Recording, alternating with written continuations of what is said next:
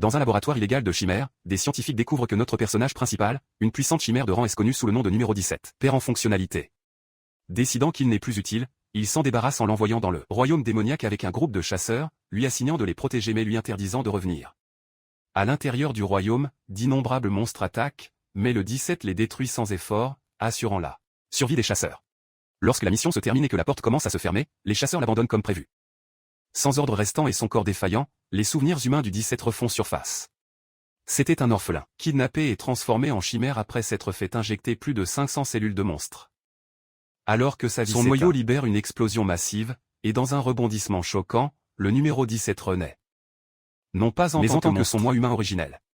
Une fois de plus, le 17 est stupéfait alors qu'il tente de comprendre ce qui vient de lui arriver. Il réalise que les cellules de monstre en lui sont toujours actives, ce qui signifie qu'il n'est pas un humain ordinaire. Il comprend que le laboratoire en a fini avec lui, ce qui explique pourquoi ils ne sont pas venus le récupérer. En plus des changements sur son corps, le numéro d'expérience sur son poignet a disparu.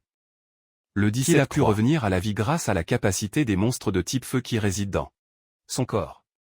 Apparemment, à moins que le noyau ne soit détruit, la créature peut survivre jusqu'à 3 fois. Cependant, il y a un adage qui dit que le phénix ne fusionne pas avec les cellules humaines, ce qui conclut que son cas à lui est spécial. Le 17 comprend que tout ce que le labo a fait pour le garder sous leur contrôle a absolument disparu, et puisque sa vie en tant que numéro 17 est terminée, il pense à vivre en tant qu'humain normal. Dans sa quête pour commencer une nouvelle vie, il pense à lui-même, et il conclut sur Xiondun. Xion pense d'abord à se venger, mais il abandonne l'idée, puisqu'il ne sait même pas qui il est censé cibler. Néanmoins, il est confiant qu'il finira par tomber sur ses cibles un jour. Quand Xion réalise que son corps est nu, il comprend que se procurer des vêtements sera la première étape pour devenir humain. Il commence à marcher dans le royaume démoniaque et trouve bientôt une rivière, ce qu'il pense être utile. Il regarde autour de lui et trouve soudain un oiseau monstre mort d'un empoisonnement. Comme il avait justement besoin de cuir, il a pensé que la peau de l'oiseau ferait l'affaire. Il transforme son bras en une lame, et avec ce qu'il a appris au labo, il se met à dépouiller l'oiseau.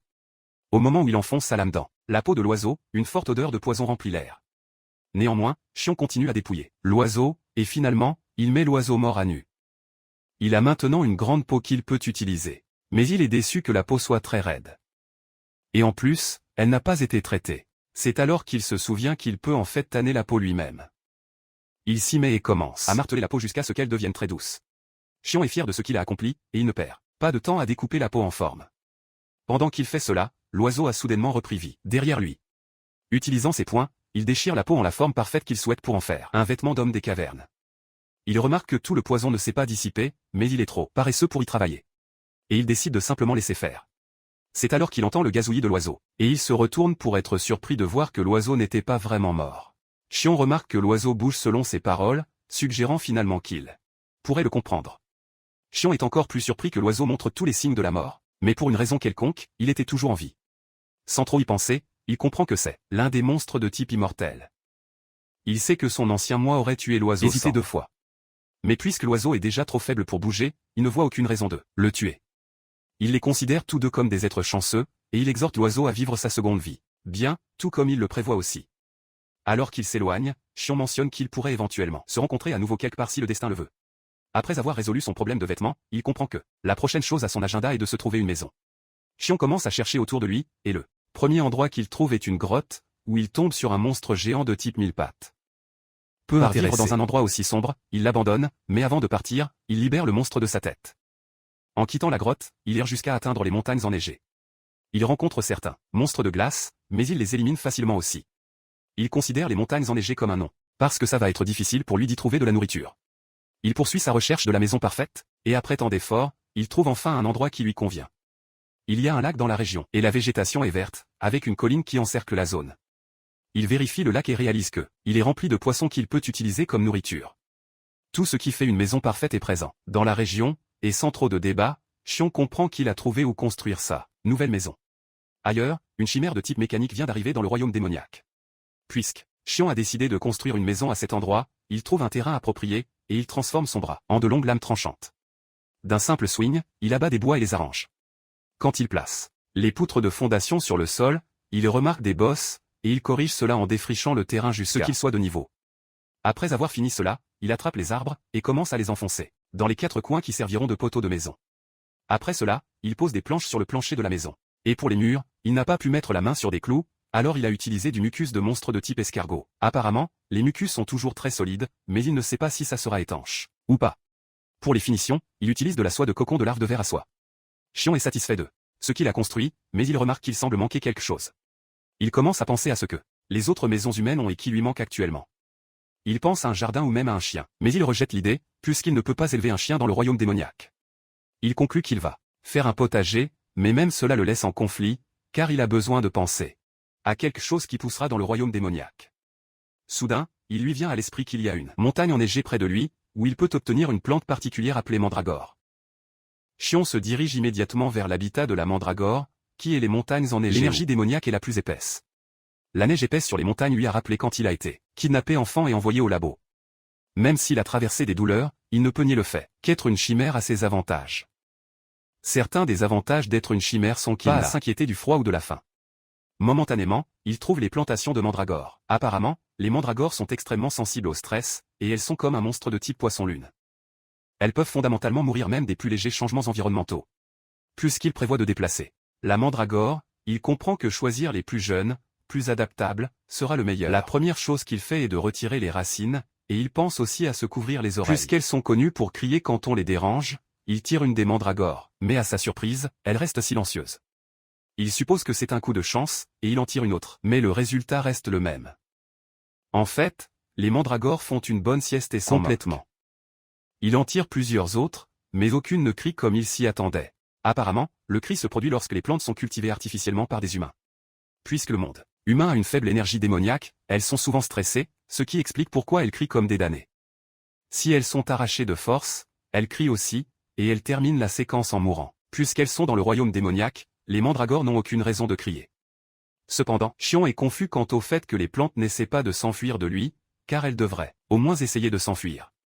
Soudain, il lui vient à l'esprit qu'il a en fait des cellules de mandragore dans son corps, et qu'elle le voit probablement comme l'une des leurs.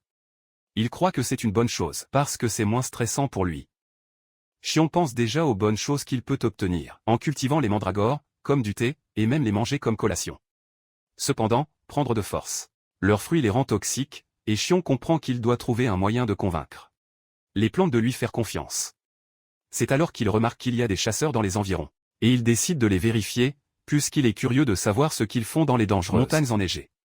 Pendant ce temps, deux chasseurs font face à une horde de monstres de type lapin de Rambé, après avoir été laissés pour compte par leurs camarades. Les deux chasseurs survivent à peine à leur barrière, mais même celle-ci est sur le point de se briser. Les deux commencent à regretter leurs actions d'avoir devenu chasseurs parmi tous les autres emplois disponibles pour eux. Juste au moment où ils sont sur le point d'être tués, quelque chose apparaît soudainement de nulle part et frappe le sol devant eux. Cela attire leur attention, et celle des lapins aussi. Quand la poussière de l'impact commence à se dissiper, ils sont surpris de voir l'image d'une personne s'approchant d'eux, et ce n'est autre que notre personnage principal. Xion réalise que les monstres sont des snow bunnies, et au moment où les lapins sentent l'aura émanant de son corps, la panique s'installe, et ils disparaissent tous dans la nature. Les chasseurs ne peuvent pas croire que des monstres de Rambé viennent de fuir à la vue de Xion. Les deux ont remercié Xion de les avoir sauvés, et se sont présentés à lui. Il fait de même, mais les chasseurs sont vraiment confus parce qu'ils n'ont jamais entendu un nom aussi bizarre auparavant. Xion demande alors aux chasseurs pourquoi ils sont dans le royaume démoniaque, parce qu'ils voient clairement qu'ils sont des chasseurs de bas rang. Les chasseurs avouent qu'ils l'ont fait pour l'argent. Apparemment, il y avait une tâche pour capturer une chimère vivante, et la récompense promise était très tentante. Au moment où il mentionne une chimère, Xion devient sur la défensive, supposant qu'il parle de lui. C'est alors que les chasseurs mentionnent que la chimère s'est échappée d'un labo, et il est dit que c'est une chimère de type mécanique. Puisqu'il n'est pas de type mécanique, il comprend qu'il n'a rien à craindre. Il prévoit de mettre la main sur une pierre de porte et ensuite de retourner à sa nouvelle maison. Xion demande alors aux deux où est leur équipement parce qu'il est à peu près sûr qu'ils ont des pierres de porte. Les chasseurs révèlent alors que les types qui les ont trahis ont pris tout leur équipement avec eux. Les chasseurs demandent alors à Xion s'il a l'intention de retourner dans le monde humain bientôt parce qu'ils sont presque à leur limite. Fondamentalement, les humains ne peuvent pas rester longtemps dans le royaume démoniaque à cause de l'énergie démoniaque qui les tuera. Cependant, cela n'a aucun effet sur Xion à nouveau. Les chasseurs commencent à supplier Xion de les sauver, mais juste à ce moment-là, Xion localise les chasseurs traîtres. Ils s'envolent immédiatement dans les airs et se dirigent vers l'endroit où les chasseurs sont, tandis que les deux chasseurs manquent de se faire dessus parce que leur sauveur vient de disparaître devant eux. Ailleurs, les chasseurs ont réussi à coincer la chimère et à l'abattre. Au moment où ils commencent à converger vers elle, la chimère active furieusement son mode de combat, prête à affronter les chasseurs sans peur. Momentanément, Xion arrive au dernier endroit où il a senti la chimère, pour ne trouver que du sang et l'équipement du chasseur. En plus de cela, il y a une empreinte de pas d'enfant mélangée à des traces de bêtes, suggérant que la chimère changeait de forme en combattant les chasseurs. Puisque la chimère était faite de métal liquide, il est logique qu'elle puisse changer de forme librement. Cependant, le matériau utilisé pour la fabriquer est assez rare, c'est pourquoi ils l'ont faite petite. Pas plus grande que la taille d'un enfant ou d'un chien. Xion est impressionné que la chimère ait pu affronter 5 chasseurs de rang B, qui étaient après elle. D'un autre côté, les 2 chasseurs sont déjà à leur limite, et l'un d'eux a même un bébé en route. Ils s'attendent à l'heure démise certaine quand Xion apparaît sur les lieux, portant leur équipement sur son dos. Les chasseurs commencent à le supplier de les sauver, et juste au moment où il était sur le point de les ignorer, il se souvient que les 2 n'ont plus de pierres de porte. Un des chasseurs sort 2 millions en espèces, disant à Xion qu'ils sont prêts à acheter les pierres s'il en a. Il est apparent qu'ils vont mourir s'ils ne sortent pas du royaume démoniaque, et rapidement. Xion est stupéfait par la somme qui lui est offerte pour la pierre de porte, même s'il n'en a pas vraiment besoin. Néanmoins, il décide de prendre l'argent parce qu'il pourrait en avoir besoin quand il décidera finalement de visiter le monde humain. Xion ouvre alors une porte pour eux, et le chasseur s'incline devant lui, l'assurant qu'il n'oubliera jamais la faveur qu'il vient de leur faire. Le chasseur attrape son ami déjà épuisé pour qu'il puisse partir, et c'est à ce moment que Xion mentionne que les pierres de porte coûtaient toujours environ 200 000. Mais le chasseur lui dit que les prix ont changé il y a des lustres. Le chasseur demande à Xion pourquoi il est intéressé par cela, et il révèle qu'il se sent un peu mal de les avoir extorqués. Pour se débarrasser de ce culpabilité, il décide de faire quelque chose pour eux en retour. Il tape sur l'épaule du chasseur épuisé, et commence à infuser du mana dans son corps, choquant finalement les chasseurs. La technique est quelque chose que même les chasseurs de rang A ne veulent pas utiliser. C'est parce que les manas pourraient s'entrechoquer et s'emmêler, ce qui romprait leur trou de mana, causant finalement la mort. Les chasseurs ont supposé que Xion allait échouer et qu'ils allaient mourir, mais à leur plus grande surprise, il a réussi. Et il a purifié l'énergie démoniaque. Les chasseurs se sont serrés fort l'un contre l'autre parce qu'ils pensaient qu'ils étaient déjà morts. Après les avoir aidés, Xion décide qu'il est temps pour lui de partir. Les 2 commencent à le remercier, tout en se demandant à quel point son mana est puissant pour avoir facilement infusé dans le chasseur épuisé. Après le départ des chasseurs, il retourne à sa maison. Et il est content que son voyage se soit bien passé. Il remarque que les mandragores sont déjà réveillés, et il pense qu'il est temps de les planter. Il trouve un endroit sur le terrain où il les plante, mais les mandragores semblent malheureuses. Xion se demande ce qui ne va pas avec elles, et il essaie de leur donner du mana pour les faire se sentir mieux. Comme prévu, leur humeur a effectivement changé, laissant Xion soulagé. Pendant ce temps, la chimère mécanique se cache dans les buissons derrière lui, et même s'il peut sentir l'énergie de la chimère, Xion décide de ne pas bouger jusqu'à ce qu'elle veuille vraiment entrer en contact avec lui. Xion entre dans sa maison, et il vide tout ce qu'il a obtenu des chasseurs, y compris l'argent. Parmi eux, il y a un brûleur portable, 8 pierres de porte, des vêtements de rechange et des sacs de couchage. Xion est content que tout soit juste ce dont il avait besoin, et heureusement pour lui, il y a aussi des ramen dans le sac. Il se souvient que la dernière fois qu'il a mangé des ramen, c'était quand il était à l'orphelinat. Puisqu'il a faim, il décide de se faire des ramen. Suivant les instructions sur le paquet de ramen, il attrape une casserole et sort pour chercher de l'eau. Cependant, un poisson sort de l'eau en volant pour l'attaquer. Puisqu'il va avoir besoin d'autres ingrédients pour les ramen, il le frappe à mort et fourre le poisson dans la casserole. Pour ajouter plus d'ingrédients au ramen, il trouve des œufs sauvages, des herbes pour servir d'oignons, et met tout dans la casserole. Pendant ce temps, la chimère mécanique regarde, et son estomac gronde de faim. Xion alluma le gaz et commença à préparer les ramen, mais la terrible odeur des ramen faillit étouffer les mandragores. Même si la nourriture sentait vraiment très mauvais, la chimère mécanique y était vraiment intéressée. Puisqu'elle voulait manger de la nourriture, elle pensa à une idée géniale et se transforma en chien. Elle avait appris que les humains aiment les chiens. Et en plus, ils ressentent plus de sympathie envers les animaux blessés. Elle s'approcha de Xion comme un chien, mais Xion pouvait facilement sentir que c'était la chimère mécanique. Xion évalue la situation, et réalise que la chimère mécanique est encore jeune et en train d'apprendre. Il se demande comment la chimère a pu s'échapper du labo et se frayer un chemin jusqu'au royaume démoniaque. Puisque la chimère est prête à se joindre à lui, il lui offre les ramen à l'air terrible qu'il a préparés. Les 2 s'assoient ensemble pour manger, et cela rappelle à Xion quand lui et ses camarades orphelins appréciaient de manger des ramen à l'orphelinat. Après qu'il ait fini de profiter de leur beau repas, Xion dit à la chimère qu'elle peut partir, puisqu'il nettoyer. Le chien se retourne pour partir, mais alors qu'il s'éloigne, Xion lui rappelle qu'il boitait de son pied gauche plus tôt. La chimère est choquée et réalise qu'elle a été découverte, mais elle change son pied supposément affecté et continue à bouger. Peu de temps après, il décide d'essayer la lessive et sort certains des vêtements qu'il a obtenus des chasseurs. Il comprend qu'il doit le faire, puisqu'il ne peut pas porter des vêtements en cuir pour le reste de sa vie alors qu'il n'est pas un putain d'homme des cavernes. Il place la chemise sur une pierre, et il comprend qu'il va simplement suivre les instructions sur la façon de faire la lessive qu'il connaît déjà. Il attrape un bâton court et frappe soigneusement la chemise, mais à sa surprise, même son coup doux brise la pierre et la chemise. frappé par la frustration de ce qui vient avec le fait d'être fort, mais il trouve du réconfort dans le fait qu'il a une chemise de plus à essayer. Cependant, il remarque que la chimère mécanique le traque même si elle a refusé d'entrer en contact. Elle se transforme fondamentalement en tout ce qui correspond à son déguisement, et elle surveille chacun de ses mouvements. Avec tout ce qu'il a vu jusqu'à présent, Xion comprend que la chimère mécanique a encore moins de 5 ans. En plus, elle a un discours mécanique maladroit, ce que Xion pense être correct puisque c'est juste un effet secondaire chez les jeunes chimères à qui on a implanté de force. Après un moment vraiment difficile, il réussit enfin à faire la lessivée. Elle est bien sortie. Cependant, c'est après avoir lavé la chemise qu'il a réalisé qu'elle était trop petite pour lui, mais au lieu de la jeter, il a décidé qu'il allait simplement la suspendre sur la corde et la laisser là comme un trophée. Après cela, il comprend que vérifier les mandragores est la prochaine chose sur sa liste. Juste au moment où il a laissé le tissu sur la corde, la chimère mécanique l'attrape et le met juste, parce qu'elle imite ce qu'elle a vu chez d'autres humains.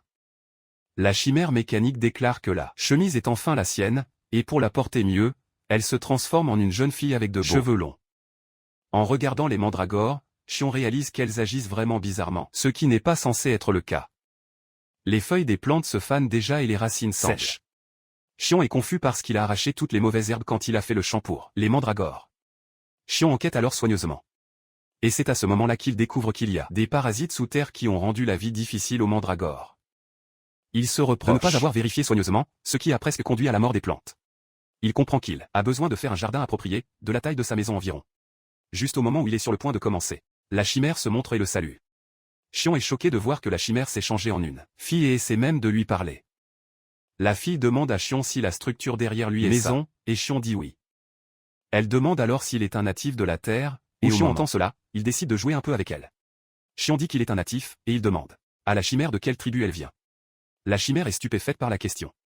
Mais après y avoir pensé rapidement, elle mentionne qu'elle vient de l'autre côté de la cascade, ce qui est assez loin. Elle ajoute que c'est si loin que c'est fondamentalement impossible pour Xion de trouver. Xion décide de jouer davantage avec elle en demandant si elle vient de la tribu des noix de coco, qui est près de la cascade. La chimère accepte rapidement cela, disant qu'elle vient de la tribu des noix de coco. Xion mentionne alors la tenue qu'elle porte, disant qu'elle lui appartient manifestement. La fille argue que ce qu'ils trouvent dans leur tribu leur appartient automatiquement. Xion décide de reculer, disant à la fille qu'elle est libre de la voir. Xion lui demande pourquoi elle est dans la région, et elle explique qu'elle a été expulsée de la tribu. C'est pourquoi elle a une faveur à demander. La fille dit à Xion qu'elle aimerait vivre dans sa maison, et elle le supplie d'accepter.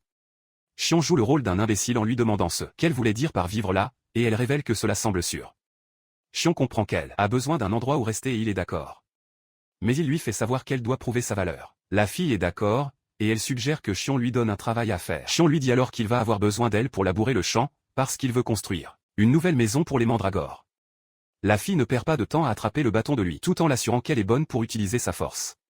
Elle détruit immédiatement le sol, choquant Xion parce que la fille n'essaie même pas de cacher sa propre force. Xion comprend alors qu'elle n'a pas l'habitude d'être une enfant normale, donc elle ne comprend pas comment elle se comporte. Soudain, la fille est frappée par la question « Quel est ton nom ?» La fille est choquée, puisqu'elle n'en a pas, mais elle décide de se créer un nouveau nom.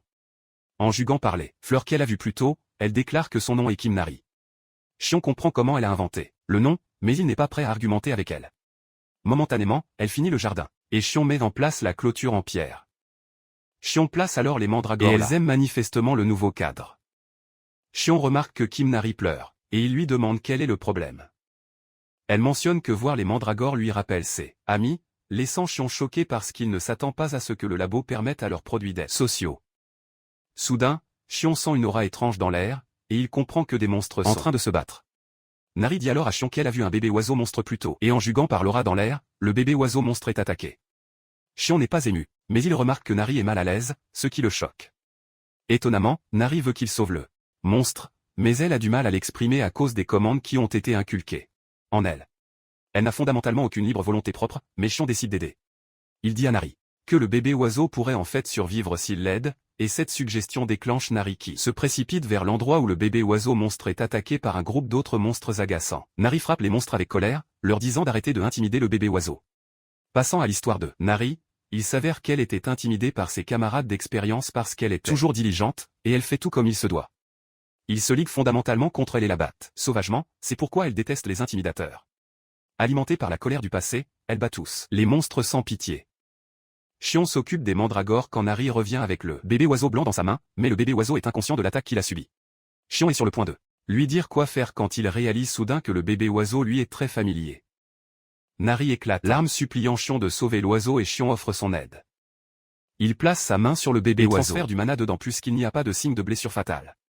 En faisant cela, Xion comprend facilement que le bébé oiseau était le monstre de type immortel dont il a pris la peau. Cependant, Xion est confus quant à la raison pour laquelle le monstre a rétréci à une petite taille, mais il suppose que sa méthode de régénération est différente de la sienne. Après lui avoir donné du mana, Nari demande si le monstre fait face à une menace sérieuse, mais Xion mentionne qu'il est fondamentalement sous-alimenté. Il mourrait de faim à cause de sa petite taille, et Xion assure la fille que le monstre se rétablira de lui-même puisqu'il lui a donné du mana. Étonnamment, Nari a peur de laisser le bébé oiseau seul et elle supplie Xion en lui demandant si elle peut élever le monstre.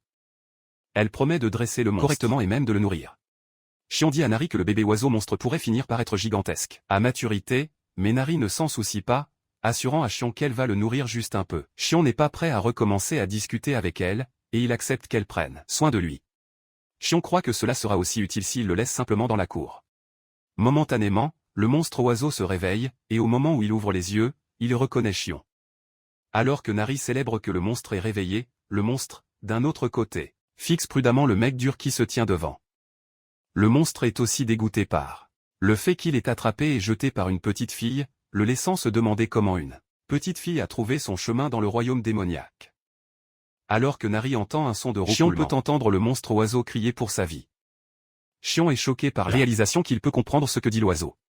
Nari est excitée d'avoir un animal de compagnie, et elle ne perd pas de temps à le baigner, et elle a même décidé d'un nom pour lui. Le meilleur qu'elle a pu trouver est Roucou, puisque l'oiseau fait des sons de roucoulement comme un pigeon. Le monstre oiseau ne peut pas croire qu'ils sont en train de lui choisir des noms de déchets.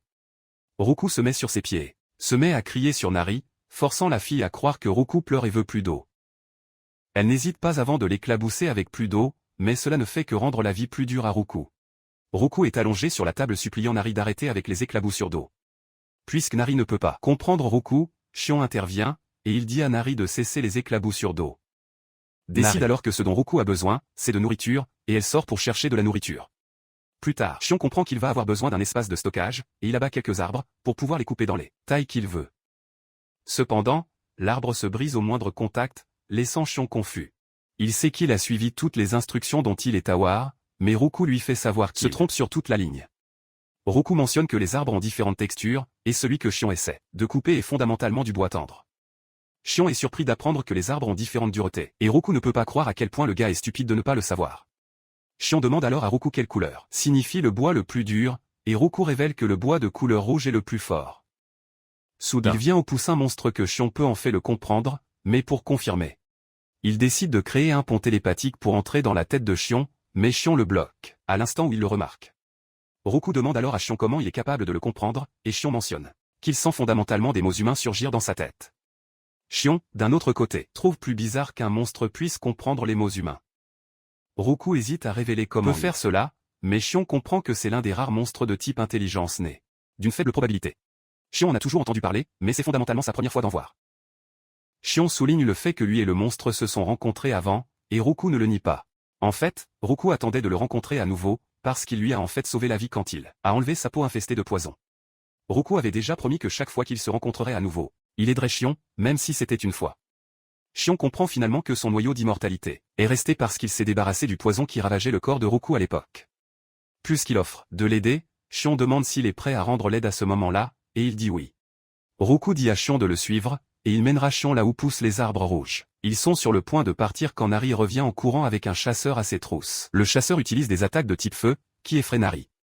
Le chasseur n'est pas compte du fait que ils doivent attaquer une petite fille, mais en même temps, toute sa vie et sa carrière sont en jeu s'il ne récupère pas la chimère mécanique.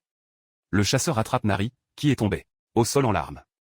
Il tire une puissante attaque de flamme pour essayer de submerger Nari, mais Xion bloque l'attaque. Xion a l'air absolument furieux avec Roucou assis sur son épaule alors qu'ils arrivent sur les lieux. Roucou dit à Xion qu'il lui parlera des arbres après avoir sauvé Nari. Xion remarque que Nari agit totalement bizarrement parce qu'elle a peur du feu, et il décide d'éteindre le feu d'abord. Roucou est furieux que le chasseur intimide une enfant. Et le chasseur, d'un autre côté, est furieux que quelqu'un qu'il ne connaît pas l'empêche de remplir ses devoirs. Xion dit fondamentalement au type de se taire parce qu'il parle trop, ce qui énerve le chasseur, et il libère furieusement plus de puissance de feu de son corps, mais Xion fait quelque chose de facile pour le soumettre. Il frappe la colline derrière lui avec une explosion d'énergie qui l'a fait s'effondrer sur le chasseur. Le chasseur réalise cela très tard, et avant qu'il ne le sache, il se retrouve piégé sous une charge massive de sable. Xion vérifie Nari pour lui dire qu'elle n'a rien à craindre. À nouveau. Il l'assure que tout ce qu'elle doit faire quand elle a peur de quelque chose est de la Xion décide alors de vérifier le chasseur.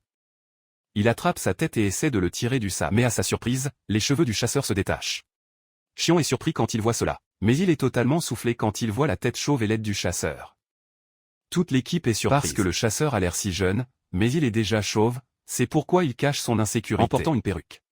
Nari oublie qu'elle était en train de pleurer à mort il y a quelques instants, et elle commence à rire de M. Chauve. Xion, d'un autre côté, essaie d'évaluer la situation, et en jugant par la force du chasseur et la force de Nari, Xion ne pense pas qu'elle devrait perdre face à des gens comme lui.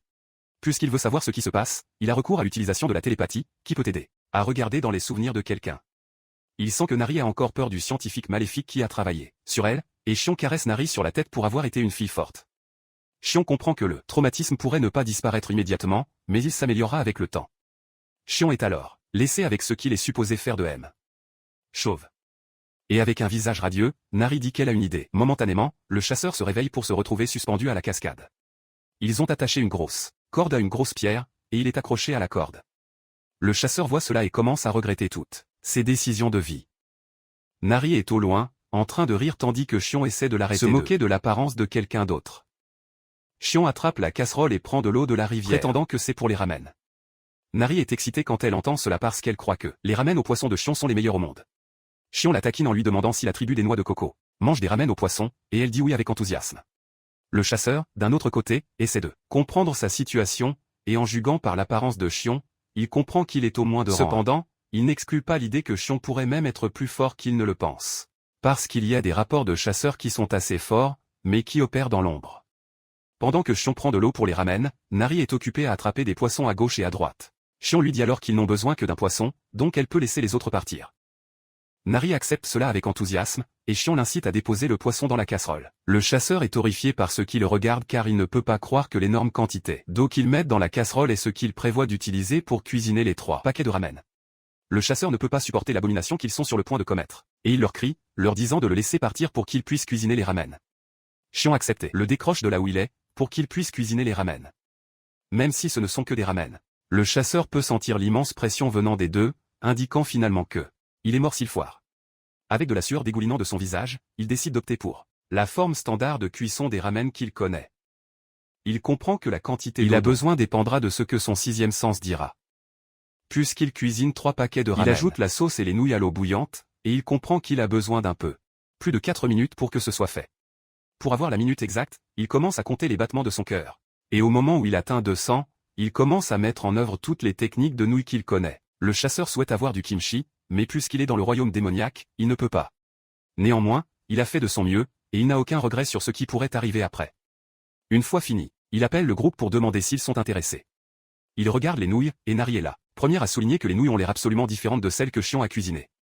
Xion et le groupe décide de les essayer, et au moment où ils en prennent une cuillerée, ils sont envoyés dans un état de foudgasme à cause des ramen savoureux. Nari saute de la table en disant à Xion à quel point les ramen sont délicieux. Même Roku est entièrement soufflé car il demande si les humains mangent toujours une nourriture aussi délicieuse tous les jours.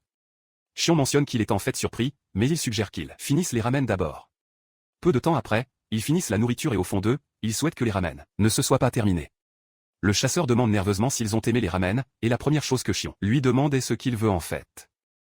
Le chasseur est confus par la question, et Xion mentionne que les ramen sont trop délicieux pour qu'il les mange gratuitement. Xion exhorte alors le chasseur à lui dire ce qu'il veut, et si c'est quelque chose en son pouvoir, il promet de l'accorder. Le chasseur, Nam Kiseyak, est heureux d'entendre cela, et il tombe immédiatement face contre terre, disant à Xion de lui apprendre à être fort comme lui. Xion est choqué d'entendre cela alors qu'il demande à Kiseyak pourquoi il demande qu'il lui apprenne quand il n'est pas son maître. Kiseyak avoue que Xion est le chasseur le plus fort qu'il ait rencontré. De plus, Kiseyak peut voir que Xion s'est installé dans le royaume démoniaque. C'est pourquoi il a construit une maison là-bas. Kiseyak essaie de souligner les avantages de l'avoir autour, et l'avantage notable est qu'il peut cuisiner. En fait, il est prêt à devenir un livreur qui aide Xion à obtenir des choses du royaume humain. Kiseyak est très désireux d'apprendre de Xion pour pouvoir être promu au rang A. Xion demande alors à Kiseyak s'il a attaqué Nari à cause de la prime.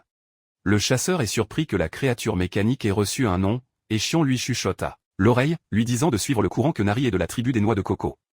Kiseyak mentionne qu'il est allé après Nari pour des raisons personnelles qui sont difficiles pour lui à dire, mais il assure à Xion que ce n'est définitivement pas à cause de la prime. Kiseyak mentionne alors qu'aussi longtemps qu'il passe le test de promotion des chasseurs, il ne s'inquiète de rien d'autre. Après avoir entendu sa supplique, Shion accepte de l'aider, puisqu'il a aussi préparé un délicieux repas pour lui. Pour commencer l'entraînement, il suggère qu'il commence d'abord par un match de sparring. Kiseyak est content d'entendre cela, mais Nari intervient, disant qu'elle veut être celle qui va faire le sparring avec Kiseyak. Shion lui demande si elle est confiante à propos de ce qu'elle vient de dire, et elle rappelle à Shion que c'est lui qui a dit que les choses effrayantes doivent être assommées inconscientes. Remplie de détermination, elle veut une chance d'éteindre le feu de Kiseyak aussi. Shion pointe alors vers une roche noire, demandant à Kiseyak s'il peut la briser. La roche est connue comme de la pierre de fer noire, qui est une pierre qui est dit plusieurs fois plus dure que le diamant. Kiseyak est stupéfait par la demande, et pendant qu'il est encore en train de trouver des excuses pour pourquoi il ne peut pas briser la pierre, Nari la brise et exige qu'il s'engage dans une session de sparring. La scène suivante plonge dans l'histoire de Kiseyak, qui était un chasseur naturellement éveillé et considéré comme un prodige à l'époque. Il a éveillé ses capacités quand il avait 8 ans, ce qui est un peu tôt puisque les gens normaux éveillent leurs capacités quand ils ont 10 ans ou plus. Parce qu'il travaillait dur, il a pu grandir à un rythme vraiment rapide, et il a atteint le rang B+ avant l'âge de 20 ans. Tout allait si parfaitement pour lui jusqu'à ce qu'il réalise que ses cheveux étaient tombés. Au début de la vingtaine, la couronne sur sa tête a réduit drastiquement, et au moment où il a atteint le milieu de la vingtaine, il a développé un recul en forme de M. De la ligne des cheveux. Kiseyak a commencé à visiter des pharmacies juste pour essayer d'obtenir une solution au problème. Cependant, le pharmacien lui a dit d'abandonner d'essayer d'obtenir une transplantation parce que cela finirait par tomber. Il était autrefois un beau gars qui avait tellement de talent, mais le problème de cheveux a fait qu'il a perdu sa lumière.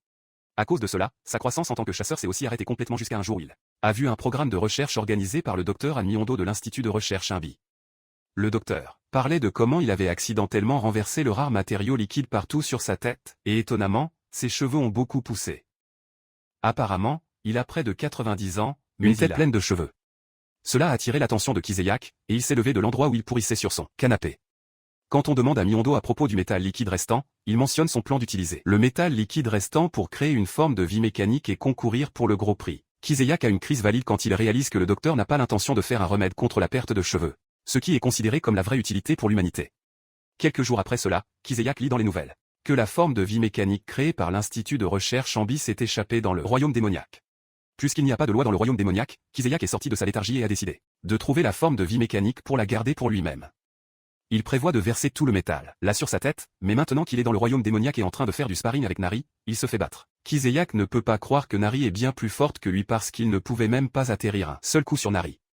Shion est déçu, et le fait savoir à Kiseyak. Cependant, Kiseyak n'est pas un lâcheur, et il assure à son supposé maître qu'il va faire mieux. Plus tard, Shion réussit à terminer l'armoire de rangement grâce à l'astuce qu'il a obtenue de Roku à propos du bois rouge. Même Roku est fier de la création de Shion, et il lui dit que l'armoire durera définitivement longtemps. Pendant que tout le monde est occupé par ses propres choses, Kiseyak s'entraîne vraiment dur. Même s'il souffre entre les mains de Nari, il ne ressent aucun sentiment de gêne. Au lieu de cela, il ressent un sentiment de liberté. Il croit que c'est parce qu'il a enlevé sa perruque. Roku est impressionné par la capacité de Kiseyak à contrôler le feu, mais il est déçu qu'il ne puisse même pas battre un enfant. Shion dit alors à Roku que Nari n'est pas n'importe quel enfant, ce qui le rend compréhensible. En raison de son refus d'abandonner, il demande un autre match de sparring avec Nari. Cette fois-ci, il va après Nari avec une flamme en forme de lame. Il réussit à frapper Nari, mais elle liquéfie son corps, choquant Kiseyak. Cela le laisse stupéfait, mais en même temps totalement ouvert à l'attaque de Nari. Nari revient facilement à sa forme humaine et le frappe si fort qu'il s'écrase dans la colline voisine, laissant une fissure notissable dans le mur. Nari mentionne avec confiance qu'elle n'a plus peur du feu, et tout cela grâce à Shion. Alors qu'il est allongé là dans la honte, Shion se demande s'il a atteint sa limite en tant que Rambé et n'a plus aucune compétence à revendiquer. Cependant, Kiseyak a un trait admirable de ne pas abandonner, et à cause de cela, il se remet sur ses pieds avec un look excité sur son visage. Il demande à Nari une autre session. Mais soudain, il remarque qu'il a un saignement de nez, et Shion lui demande combien de jours il a passé dans le royaume démoniaque. Kiseyak répond qu'il est dans le royaume démoniaque depuis 9 jours, et Shion suggère qu'il retourne dans le royaume humain parce que, à son rang actuel, il va mourir s'il reste plus longtemps. Kiseyak est d'accord avec Shion même s'il veut rester plus longtemps. Shion lui dit alors qu'il a le potentiel de devenir un chasseur de rang A, et par cela, il l'exhorte à continuer à travailler dur. Kiseyak est choqué d'entendre cela, mais il n'a plus aucun espoir en lui-même parce qu'il échoue à l'examen de rang A depuis 6 années consécutives. Apparemment, il y a un adage qui dit que si on ne peut pas passer le même examen de rang en 3 ans, la personne n'est qu'une cause perdue, et pour lui avoir échoué 6 fois déjà est juste sans précédent. Shion lui dit alors qu'il peut le faire parce que son trou de mana ne s'est pas pleinement développé. Shion exhorte Kiseyak à s'assurer qu'il purifie l'énergie démoniaque une fois qu'il retourne. Kiseyak remercie Shion pour le conseil, et il l'assure qu'il va faire de son mieux. Momentanément, Kiseyak se prépare à retourner, et il demande à Shion s'il y a autre chose dont il a besoin parce qu'il peut voir qu'il est déjà à court de ramen. Shion ne demande rien d'autre à part les ramen, et Nari lui souhaite un bon voyage. Kiseyak exhorte Nari à continuer de s'entraîner tout en lui disant qu'il va gagner leur combat la prochaine fois qu'ils s'affronteront. Avant de partir, Kiseyak demande à Shion s'il a vu sa perruque, mais il dit non, qu'il ne l'a pas vue. Une fois qu'il n'y a plus rien à faire, il part finalement, et après son départ, Roku attire l'attention de Shion sur le risque que Kiseyak les trahisse. Shion demande alors à Roku ce qu'il pense que Kiseyak ferait plus qu'il peut aussi lire dans les pensées des gens. Shion peut voir que Kiseyak ne plaisante pas avec sa quête pour devenir plus fort. Et en plus de cela, Shion aime le fait qu'il soit sincère.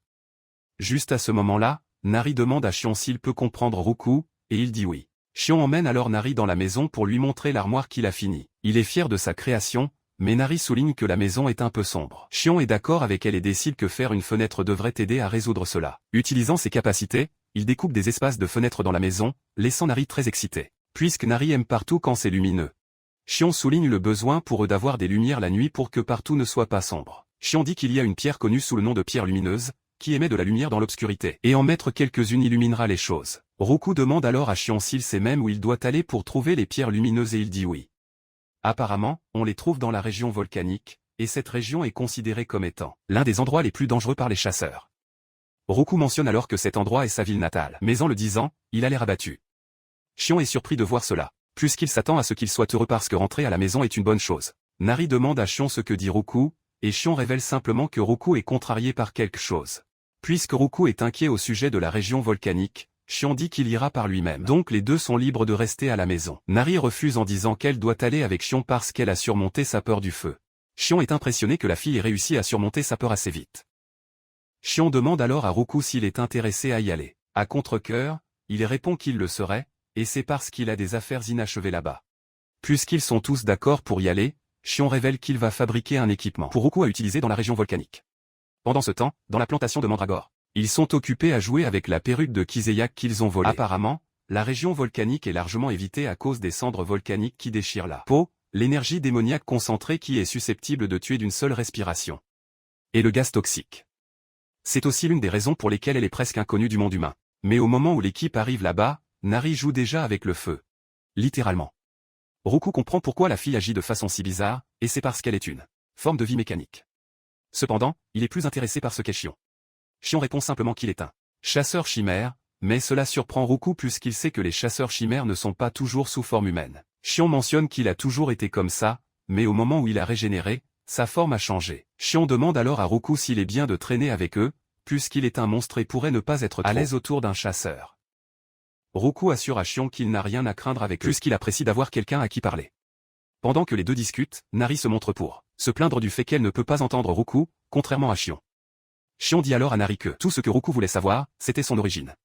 Nari intervient rapidement, disant qu'elle est une native, mais Roku sait qu'il continue d'explorer la terre chaude et bouillonnante, et Shion mentionne qu'il devrait pouvoir trouver les pierres lumineuses près des pousses de lave. Momentanément, ils arrivent au sommet et peuvent voir les pierres devant. Cependant, ils remarquent un crapaud de feu mâle qui semble pleurer au loin. Étonnamment, il y a un crapaud de feu femelle mort devant lui, c'est pourquoi le crapaud pleure. Apparemment, la femelle transportait leurs œufs quand elle est morte. Roku mentionne que seules les femelles peuvent porter les œufs, et puisqu'elle est déjà morte, il y a une forte chance que tous les meurent aussi. De plus, la température à l'intérieur du cratère est trop chaude pour que les œufs survivent. Comme prévu, Nari a pitié du crapaud, et Shion décide d'intervenir. Shion saute vers le crapaud tandis que Roku essaie de l'avertir de ne pas s'approcher de lui parce que le crapaud est clairement agité. Juste, comme prédit, le crapaud attaque Shion avec son souffle de feu, mais Shion le bloque avec un seul doigt. Avant que le crapaud ne le sache, Shion l'a atteint et il lui tape sur la tête avec un seul doigt. Il s'avère que Shion a frappé le crapaud avec un poison paralytique quand il l'a tapé sur la tête. Cela fait perdre sa mobilité au crapaud, mais Shion est bien aware que le crapaud se réveillera bientôt puisqu'il n'a utilisé qu'un peu du poison. En plus de cela, les crapauds de feu sont assez résistants au poison. Du sommet, Nari crie à Shion, lui demandant s'il va bien. Shion répond qu'il est bien parce qu'il a en fait des cellules de crapaud de feu dans son corps. Shion dit qu'il pourrait ne pas pouvoir faire quoi que ce soit à propos du crapaud mort, mais il croit qu'ils peuvent toujours sauver celui en vie. Shion rassemble les œufs et les place sur le dos du crapaud mâle avant de les attacher solidement pour s'assurer qu'ils ne tombent pas. Le crapaud mâle est choqué quand il revient à ses sens pour voir qu'il porte maintenant les œufs. Il se déplace vers sa partenaire morte et lui dit au revoir avant de sauter d'une grande distance. Avant de faire son dernier saut loin de la région, le crapaud de feu regarde en arrière pour brièvement regarder Nari, et elle conclut que le crapaud essayait de les remercier. Puisqu'ils ont fini avec les crapauds, Xion dit à Nari de descendre pour qu'ils puissent obtenir les pierres. Nari attrape avec enthousiasme les pierres de la fosse volcanique, mais Xion l'avertit d'être prudente parce qu'elle va se blesser le pied si elle les laisse tomber. Nari rit en plaisantant, disant que la pierre n'est rien comparé à sa force.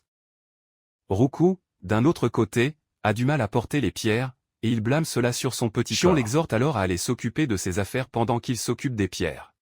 Xion croit que Roku a même apporté des cadeaux pour ses amis, mais Roku rétorque, disant que les monstres n'ont pas d'amis. En fait, il ne prévoit pas de les rencontrer, mais il veut juste déposer les cadeaux et partir. Xion est impressionné que Roku manque à ses proches, ce qui fait de lui un monstre très intelligent. Roku, d'un autre côté, se leurre en disant qu'il ne leur manque pas, mais regrette de ne pas avoir dit au revoir quand il est parti. Xion demande alors à Roku pourquoi il a quitté sa meute. Roku mentionne alors qu'il y avait de bonnes choses qui sont venues avec son éveil de l'intelligence, et il y a de mauvaises choses aussi. Apparemment, Roku a senti qu'il n'aurait jamais ressenti le vide qui le ravage actuellement. N'avait pas appris la langue. Roku se sentait supérieur et seul, puisqu'il ne pouvait pas correctement se rapporter à personne. C'est pourquoi il a quitté la meute. En fait, sa meute ne sait pas qu'il est parti, mais il ne les blâme pas, puisqu'ils n'ont vraiment pas le sens de la parenté. Dans le processus de retrait des pierres, Nari trébuche soudain sur un œuf, qui est manifestement un œuf de monstre, mais elle n'a aucune idée duquel. Cependant, il y avait une légère fissure sur l'œuf quand Roku a presque tombé et laissé tomber la pierre qu'il portait. Xion est inquiet que l'éclosion puisse avoir un problème parce qu'elle a en fait besoin de sortir de l'œuf par elle-même pour pouvoir grandir forte et en bonne santé.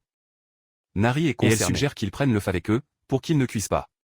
Roku est contre cela, puisqu'ils ne savent pas quel type de monstre éclora de lui. Xion, d'un autre côté, est en train de penser à une solution parfaite. Il a un endroit qu'il croit être parfait pour un nid, et en plus de cela, il est un peu curieux de savoir ce qu'il y a inside l'œuf.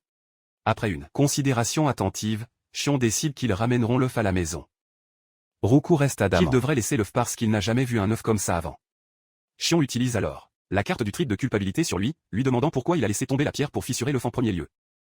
Roku accepte le blâme mais rappelle à Xion que Nari pourrait être blessé à cause de la décision stupide qu'il est sur le point de prendre. Xion dit alors à Roku qu'ils n'ont rien à craindre tant qu'il est là. Roku prend en compte ce qu'il a dit et il accepte qu'il ramène l'œuf à la maison. Puisqu'ils sont tous d'accord pour ramener l'œuf à la maison, Xion suggère qu'ils continuent avec leur minage de pierre. Peu de temps après, le groupe retourne à la maison pour voir que Kiseyak est de retour. Xion est surpris que le type soit revenu tôt. Kiseyak offre alors de porter les sacs de Xion pour lui et Xion décide de lui donner le sac puisqu'il prétend qu'il est fort. Kiseyak prend le sac mais le laisse tomber immédiatement comme s'il lui avait donné le marteau de Thor. Juste à ce moment-là, Xion remarque que le visage de Kiseyak est couvert de bleu et il lui demande ce qui lui est arrivé. De retour dans la région volcanique, le cadeau de Roku à ses proches et les paquets de ramen qu'il a laissés pour eux. Xion comprend que Kiseyak doit avoir été battu quelque part.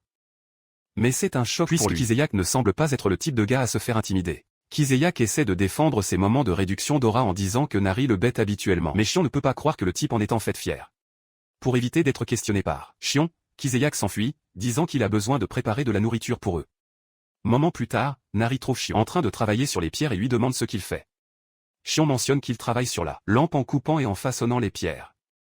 Xion dit à Nari qu'il va accrocher les pierres lumineuses sur les plafonds et il l'assure que cela sera beau. Nari félicite Xion d'être un gars intelligent et le fait qu'il explique les choses en détail aussi. De plus, Nari croit que Xion est une personne au cœur tendre tout comme son père. Xion exploite l'opportunité en lui demandant si elle parle de son papa, qui est dans la tribu des noix de coco. Nari essaie de jouer le jeu aussi en disant oui. Peu de temps après, une bagarre éclate entre Roku et les mandragores parce qu'ils croient qu'elles ont envahi son territoire. Plus tard, Kiseyak finit de faire un de ses plats spéciaux, des poches de tofu. Il sert le plat et exhorte le groupe à se servir. Même si Xion est intéressé par la nourriture, il dit à Kiseyak qu'il aimerait savoir ce qui est réellement arrivé à son visage. Kiseyak mentionne qu'il est allé à l'association des chasseurs pour postuler à l'examen de promotion. Mais il est tombé sur des chasseurs de rang et ils l'ont taquiné pour avoir échoué cette année de suite. Ce qui a finalement conduit à un combat. Avant même qu'il n'ait fini son histoire, le groupe a fini son nourriture et en demande plus. Kiseyak mentionne que les chasseurs lui ont dit d'arrêter de traîner, plus qu'il n'est qu'un échec total. Kiseyak dit qu'ils ont continué à se moquer de ses cheveux. C'est pourquoi il est tombé dans leur provocation et a fini par se battre avec eux. Xion lui demande alors s'il est totalement chauve ou s'il s'est rasé la tête. Apparemment, sa perte de cheveux reste un mystère médical que personne n'a pu résoudre.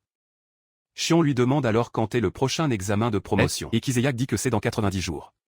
Puisqu'ils ont peu de temps restant, Xion suggère que il est temps pour eux de s'engager dans un entraînement spécial. Kiseyak est enthousiaste à propos de l'entraînement et il assure à Xion qu'il va faire tout ce qu'il lui demande. Xion le choque quand il dit que la première chose qu'il va faire est de reprendre la vaisselle de Nari. Kiseyak est encore en train de pleurer à propos de la vaisselle quand Shion lui dit qu'il doit surveiller les pierres lumineuses restantes pour se débarrasser des cendres volcaniques sur elle. Kiseyak est choqué par cela, le laissant rappeler à Shion qu'il a mentionné quelque chose à propos d'un entraînement spécial. Shion lui dit alors qu'il est libre d'ignorer l'entraînement s'il veut vivre le reste de sa vie comme un déchet. Shion se tourne alors vers Nari, lui disant qu'ils ont besoin d'aller pêcher pour aider leur digestion. Nari est excité à propos de cela, et Kiseyak, d'un autre côté, comprend que Shion doit avoir une raison de lui dire de laver la vaisselle. Au lieu de se plaindre, Kiseyak se met à la vaisselle parce qu'il est un homme qui a vraiment travaillé dur pour être en classe. Kiseyak ne perd aucun moment à se glorifier de toutes les bonnes qualités qu'il a. Kiseyak court après Nari et Shion, et il les rejoint à la rivière. Pendant que Nari et Shion essaient d'attraper du poisson, Kiseyak est occupé à faire la vaisselle, mais il a du mal avec le poisson. Apparemment, son type de puissance rend difficile pour lui de traiter avec les animaux aquatiques. Shion est totalement déçu par Kiseyak, et il lui dit que son mana a ses utilisations. Il lui dit de mettre un bouclier avec son mana, et Kiseyak mentionne qu'il essaie toujours, mais ça n'a jamais fonctionné. En entendant cela, Shion attrape une pierre lumineuse et dit à Kiseyak de la tenir. Kiseyak est surpris qu'on lui demande de tenir une pierre lumineuse soudainement, mais juste à ce moment-là, la pierre tombe de son bras. C'est à ce moment-là qu'il lui vient à l'esprit que la pierre est fondamentalement de elle. Énergie démoniaque à son noyau, et il ne peut pas mettre assez de force pour la tenir. Shion dit que Kiseyak a raison, parce que certaines pierres lumineuses contiennent de l'énergie démoniaque condensée, et l'énergie démoniaque du royaume démoniaque est une puissance brute, non raffinée. Shion explique qu'il doit utiliser du mana raffiné pour la repousser avant qu'il puisse utiliser correctement sa puissance. Shion fait savoir à Kiseyak qu'il a beaucoup de mana dans son corps, mais il est juste non qualifié sur la façon de le contrôler. Shion tape un poing sur sa poitrine et lui demande si un chemin s'est ouvert dans son corps. Juste comme Shion l'a dit, Kiseyak peut sentir le mana surgir en lui, et Shion l'exhorte à suivre le chemin qu'il vient d'ouvrir. Shion lui dit alors de se concentrer sur son mana en essayant de soulever la pierre lumineuse. Kiseyak fait comme instructué, et après avoir lutté un peu avec la pierre, il est finalement capable de la soulever. Kiseyak est impressionné que faire la vaisselle et laver les pierres faisaient tous partie du plan de Shion. Puisque Kiseyak est heureux de le faire, Shion lui dit de continuer à canaliser son mana tout en prenant soin de la vaisselle. Excité par toute la situation, Kiseyak assure à Shion qu'il est prêt à faire tout ce qu'il mentionne. Shion est aussi impressionné par sa détermination et sa volonté pure parce qu'au fond, Shion est confiant que Kiseyak est capable de le faire. Cette nuit-là, Shion accroche la pierre lumineuse au plafond, et cela fait une bonne lampe. Pendant que tout le monde dort, Roku est le seul avec l'œuf, parce qu'il a dormi plus tôt dans la journée, et il n'y a plus rien comme le sommeil dans son corps. Soudain, il voit Nari se lever de son sommeil comme un zombie, et elle commence à sortir de la maison. Étonnamment, Nari sort de la maison pour s'occuper de ses vêtements parce qu'ils sont sales. Shion et Roku restent à distance pour se demander pourquoi la fille fait la lessive au milieu de la nuit. Roku croit qu'elle avait besoin de le faire puisqu'elle est une fille, et n'a pas d'autres vêtements. Momentanément, Nari sort de l'eau avec le bonheur d'avoir fait sa lessive. Et elle est maintenant propre. Elle célèbre sa petite victoire quand Shion sort, agissant comme s'il était sorti prendre l'air. Quand Nari lui demande ce qu'il fait dehors, il prétend qu'il se promène avec Roku. Shion lui demande aussi si elle se promène, et elle dit nerveusement oui. Shion dit alors à Nari de rester immobile et il met une ceinture et sa fleur à sa taille. Nari aime le nouvel ajout parce que cela la fait ressembler à Cool. Soudain, ils entendent quelque chose d'irritant de la forêt, et cela effraie Nari. Mais Shion l'assure qu'elle n'a rien à craindre parce que c'est juste une sauterelle. Il commence à marcher. Retour à la maison, et Shion demande à Nari s'il y a autre chose dont elle a besoin, comme des vêtements et des chaussures. Nari dit alors qu'elle est satisfaite de ce que Shion lui a déjà donné. Plus tard, Shion sort du royaume démoniaque, portant une belle tenue, mais sans chaussures. Il a l'intention d'aller faire du shopping à cause de Nari, et les passants regardent Shion comme s'il était une sorte de fou. Shion ne peut pas sortir Nari du royaume démoniaque puisqu'elle a un dispositif de suivi intégré en elle. Et aussi, elle souffre aussi de traumatisme. Shion n'a jamais cru qu'il se retrouverait dans le royaume humain à cause des vêtements d'un enfant. Alors qu'il se tient là à chercher le magasin de vêtements, il est approché par un gamin débraillé qui l'assure qu'il peut l'aider à trouver le magasin de vêtements pour 10 000 1. Puisqu'il peut clairement voir que Shion n'est pas de la région. Il l'assure qu'il peut le mener à un magasin. Shion est prêt à payer, mais il dit qu'il n'a pas de petite coupure avec lui, et qu'il ne paierait que quand il aura de la monnaie. Le gamin n'est pas impressionné qu'un chasseur n'ait pas 10 000 1 sur lui, et il suppose que Shion est un rookie, qui s'est fait arnaquer. Néanmoins, il demande toujours à Shion de le suivre puisqu'il a l'air d'avoir de l'argent pour acheter des vêtements. Alors qu'il marche dans la rue, il se présente comme Obingsu, et Shion remarque la voiture de patrouille de police stationnée autour, lui faisant croire que le bidonville est maintenant sûr. Bonsu mentionne alors qu'il peut clairement voir que Shion ne s'est pas éveillé depuis longtemps, parce qu'il est sorti de la porte sans aucun équipement. Pour Bonsu, il croit que Shion a été volé par d'autres gars forts, mais il donne un conseil à Shion qu'il ne devrait pas abandonner. Shion pense que le gamin est sage pour son âge, mais il argue qu'il n'est pas un gamin parce qu'il a 17 ans. Soudain, il repère des voyous devant, et Bonsu dit à Shion d'éviter le district à tout Pris, parce que c'est le bidonville le plus dangereux là-bas. Apparemment, le gang de l'espace était une fois dans le district 11, mais ils ont étendu leur territoire au district 13.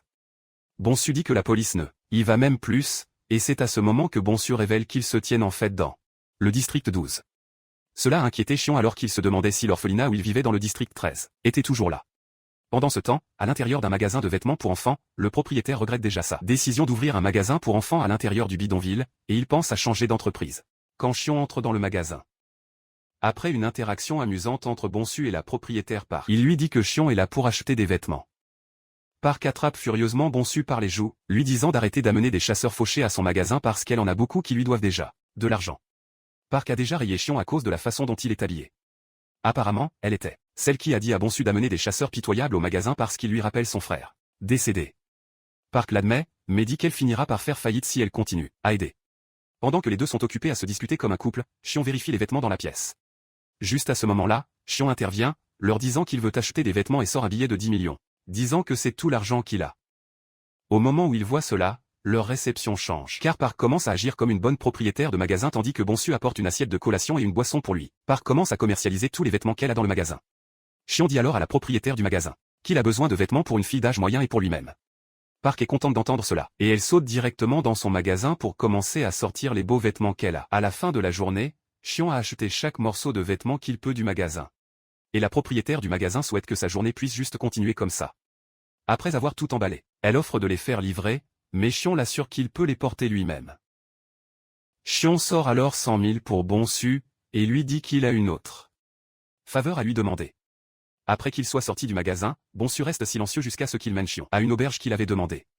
Il l'assure que l'auberge est sûre parce qu'il y a une station de police à proximité, et le propriétaire est une personne gentille. Après avoir entendu cela, Shion entre, disant à Bonsu de l'attendre dehors. Bonsu se tient dehors en pensant à ce qui s'est passé dans le magasin. Il croit que quelque chose ne va pas parce que Shion lui a donné 100 000, et aussi lui a acheté des vêtements. Il croit que Shion est l'un des gars qui attire les enfants pour les kidnapper, le laissant avec la option de fuir ou non. En même temps, il y pense et réalise que Shion pourrait en fait être une bonne personne. Momentanément, Shion retourne dehors et dit que Bonsu avait raison à propos du propriétaire étant gentil.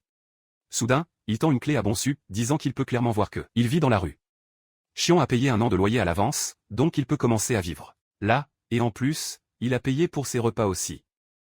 Shion dit à Bonsu de s'assurer qu'il mange correctement, et après avoir tout réglé, il dit à Bonsu qu'il part.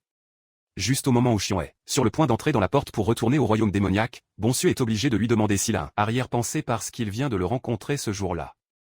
Bonsu ne peut pas croire que Shion a fait toutes les bonnes choses pour lui, et Shion lui dit que faire tout ce qu'il a fait lui a fondamentalement rappelé comment les choses étaient autrefois. Shion mentionne qu'il était une fois comme Bonsu même si c'était il y a longtemps. Avec cela, Shion entre dans le royaume démoniaque, et au moment où il retourne, Nari est déjà inquiète, parce que Shion est sorti sans rien dire. Shion mentionne alors qu'il est sorti pour obtenir des cadeaux pour Nari. Il laisse tomber le sac avec elle, et il est essentiellement rempli de beaux vêtements. Nari est super excitée à propos des beaux vêtements que Shion a achetés pour elle, et il l'exhorte à les prendre dans la maison pour les essayer. Dans une révélation rapide, c'était les vêtements de Shion que Shion a empruntés pour aller dans le monde humain, et il ne lui a même rien rapporté en revenant. Plus tard, Shion s'assoit pour plier les vêtements tandis que Nari en essaie certains. Shion est content que Nari soit excitée à propos des vêtements qu'il a achetés pour elle, et elle a l'air mignonne aussi en les portant. Après en avoir essayé quelques-uns, elle choisit finalement son préféré, qui est celui avec un dessin de poussin au milieu, et elle prétend qu'il ressemble à Roku. Roku ne peut pas croire qu'il est comparé à un dessin terme de poulet sur un tissu. Shion lui offre alors la chance d'essayer de plier le reste des vêtements elle-même, et elle l'accepte avec joie. Roku mentionne alors qu'il n'y a pas de place dans la maison pour tous les vêtements que Shion a rapportés. Shion dit qu'il y a pensé, et sa solution est qu'ils vont agrandir la maison pour qu'ils puissent créer un dressing et ensuite installer une armoire intégrée. Roku est inquiet qu'ils aient besoin de commencer à couper des arbres pour cela, mais Shion lui dit qu'il a la personne parfaite qui les aiderait. Juste à ce moment-là, il appelle Kiseyak, lui disant qu'il a un autre entraînement spécial pour lui. Kiseyak est excité d'être appelé. Il informe Shion qu'il a nettoyé sa tenue d'entraînement, et par cela, il parle de la tenue en lambeaux de Shion. Kiseyak mentionne qu'elle était trempée de poison, et parce qu'il ne savait pas, il a presque mort juste en la touchant. Kiseyak croit que Shion a intentionnellement laissé le poison sur la tenue pour s'entraîner à devenir plus fort. Inconnu de Kiseyak, Shion était juste trop paresseux pour la laver. Et soudain, il dit à Kiseyak qu'il est libre de la porter. Shion joue la carte parfaite en disant à Kiseyak que ça fera l'uniforme d'entraînement parfait. Il lui dit de la mettre et d'aller abattre du bois. Roku, l'instigateur, intervient, disant qu'il sera celui qui choisira même les bois pour lui. Kiseyak devient immédiatement inquiet parce qu'il pourrait en fait mourir juste en portant la tenue, et Shion rend les choses plus dures en lui disant d'aller abattre des arbres. Soudain, Nari crie sur eux depuis l'intérieur de la maison, disant qu'il y a quelque chose qui ne va pas avec l'œuf. Le groupe entre dans la maison, et Shion croit que l'œuf est sur le point d'éclore, c'est pourquoi les mouvements deviennent violents. Kiseyak est inquiet qu'un monstre de grade catastrophe sorte de l'œuf, mais Nari n'est pas d'accord, disant que ça va donner naissance à un monstre mignon. Les deux se disputent, quand l'œuf commence à éclore, et ce qui sort en premier sont des griffes vraiment tranchantes. Le groupe reste curieux jusqu'à ce que le fantier éclose, révélant la créature à l'intérieur, mais Nari et Kiseyak sont entièrement confus parce que la créature n'est pas une qu'ils ont vue avant. Elle a le corps d'un serpent tandis que ses pieds ressemblent à ceux d'un oiseau. La créature ne perd pas de temps à sauter de la table sur le visage de Kiseyak, et il manque de mourir de peur. Plus tard, Kiseyak commence à abattre les arbres, comme demandé par son maître. Roku s'assoit sur sa tête pour surveiller et superviser, et en coupant les arbres, Kiseyak a un moment vraiment difficile à cause du poison présent dans la tenue. Kiseyak ne peut pas croire que Shion marchait parfaitement dans la fichue tenue. Shion, d'un autre côté, vient de passer un bon moment après avoir plié les vêtements. Nari se montre alors avec la créature dans ses mains, disant à Shion qu'elle semble être une créature obéissante et gentille. Shion croit que la créature est loyale à Nari parce qu'elle peut comprendre que c'était elle qui a sauvé sa vie. Cependant, la question de ce qu'ils vont la nommer reste. Shion suggère alors de la nommer Sasa parce qu'elle est en partie serpent. Nari discute encore de cela avec Shion, quand Sasa saute et court vers les bois. Shion est content que les deux passent un bon moment ensemble, ce qui parle bien pour la famille. Shion dit alors à Roku qu'il n'a jamais vu une créature comme Sasa avant, et Roku dit la même chose, ce qui signifie possiblement que c'est une espèce rare. Cependant, Roku sait qu'il est certain que le monstre est de la région volcanique. Et à cause de cela, ils doivent garder un œil sur les mandragores. Apparemment, les monstres de la zone volcanique considèrent les espèces de type plante comme un délice. Fondamentalement, ils mangent n'importe quelle plante qu'ils voient, puisque les plantes sont rares dans la région. En plus de cela, ils aiment les plantes qui sont remplies d'une forte énergie démoniaque. À cause de cela, Roku est confiant que le monstre essaiera de creuser les mandragores pour pouvoir les manger, tout comme Roku l'a prédit, le monstre a déjà fait son chemin jusqu'au champ de mandragore et une confrontation a lieu entre eux. Nari veut les arrêter, mais Shion dit qu'il n'y a pas besoin de cela. Il croit qu'ils sont des monstres et ils ont besoin de s'affronter au moins une fois pour régler leurs différences. Puisque Sasa est encore assez jeune, Shion ne pense pas qu'elle pose beaucoup de danger aux plantes. Juste à ce moment-là, Sasa vise la plus petite mandragore, mais la plus grande la bloque. La mandragore saute immédiatement dans une position défensive puis, de contre-attaque, et comme prévu, la deuxième mandragore lance la contre-attaque. Cependant, Sasa bloque l'attaque avec sa queue, tout en ayant l'air de sourire. Cependant, la troisième utilise déjà l'opportunité pour se rapprocher de Sasa. À la fin, les mandragores battent et elle commence à pleurer. Sasa finit par s'enfuir, et Shion mentionne que les mandragores sont les gagnantes du premier round du combat. Puisque le spectacle est terminé, Shion suggère qu'il retourne à ce qu'il faisait. 2 jours plus tard, Kiseyak termine l'agrandissement de la maison et Kiseyak jette joyeusement la tenue avec des larmes de joie coulant sur sa joue. Il se demande s'il l'a bien fait, mais Shion se montre, le félicitant de l'avoir fait même mieux que prévu. Nari est aussi impressionné parce que la maison sent les fleurs, et c'est grâce à Roku, qui a choisi du bois aromatique pour la construction. Shion est confiant que tous les vêtements stockés là sentiront bon aussi. Quand Kiseyak apprend que Shion a donné un nom au nouveau monstre, qui est Sasa, il propose un nom supposément meilleur. Shion lui dit de révéler son nom proposé. Et il finit par choisir Poussin Serpent, qui est le nom le plus stupide qu'un humain puisse penser. Nari suggère son propre nom, mais il s'avère aussi être de la merde. Roku veut rejoindre la conversation, et Shion décide de lui demander son vrai nom puisqu'il a prétendu en avoir un avant. Roku révèle alors que vrai nom est Sabot de montagne rocheuse, ce qui exprime fondamentalement son identité. Shion soupire de déception puisqu'il vit avec un tas de cerveaux ternes. Puisqu'aucune autre personne ne peut trouver un meilleur nom, le groupe s'en tient simplement à Sasa. Puisqu'ils ont fini l'agrandissement de la maison, Roku demande à Shion quel est leur prochain plan. Shion révèle alors ce à quoi il a pensé quand il était dans le royaume humain. Il suggère qu'ils construisent une clôture solide autour de la maison pour empêcher les monstres d'entrer, même quand il n'est pas là. Kiseyak regarde la maison et doute que quiconque ou n'importe quel monstre dans son bon sens essaierait d'approcher la maison effrayante. Shion dit alors qu'un monstre de classe est soudé. Chasseur renégat pourrait se montrer. Puisqu'il cherche à garder les gens dehors, Roku dit que ça doit être fait de matériaux avec une énergie démoniaque dense, et pour obtenir cela, ils vont devoir aller à la zone côtière.